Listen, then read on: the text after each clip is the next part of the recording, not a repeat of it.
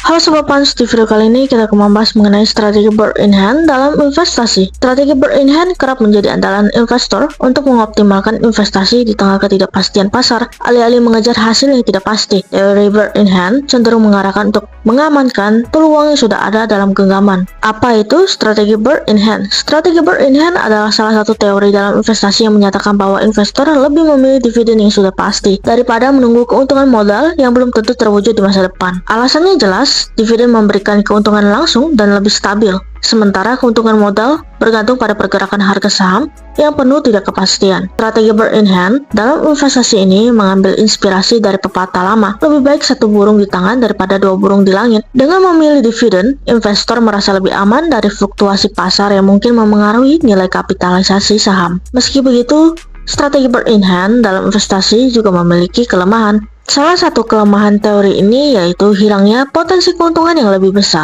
Investasi yang hanya fokus pada dividen berpotensi menghasilkan keuntungan yang lebih rendah dibandingkan dengan investasi yang mengincar kenaikan harga saham. Tips menerapkan strategi bird in hand dalam investasi. Menerapkan strategi bird in hand bukan hanya soal memilih saham dengan dividen tinggi. Sobat Pans juga perlu menganalisis bagaimana dividen tersebut mencerminkan kekuatan finansial dan komitmen perusahaan terhadap investor. Yang pertama, pilih saham dengan dividen stabil. Pembagian dividen yang stabil menunjukkan bahwa perusahaan memiliki pendapatan yang cukup kuat dan terus memberi imbal hasil kepada investor. Carilah saham dari perusahaan yang memiliki rekam jejak membayar dividen secara konsisten. Hal ini sesuai dengan prinsip teori bird in hand yang mengutamakan kepastian dividen. Yang kedua, perhatikan rasio pembayaran dividen. Rasio pembayaran dividen dapat memberikan gambaran seberapa besar keuntungan perusahaan yang dibagikan kepada investor. Rasio yang stabil menunjukkan perusahaan menjaga keseimbangan antara pembagian keuntungan dan pengembangan bisnis. Sebaliknya, rasio yang terlalu tinggi justru bisa menjadi tanda bahwa perusahaan tidak cukup menginvestasikan kembali laba untuk pertumbuhan. 3. Analisis kinerja keuangan perusahaan. Sebelum berinvestasi, lakukan analisis mendalam terhadap kinerja keuangan perusahaan.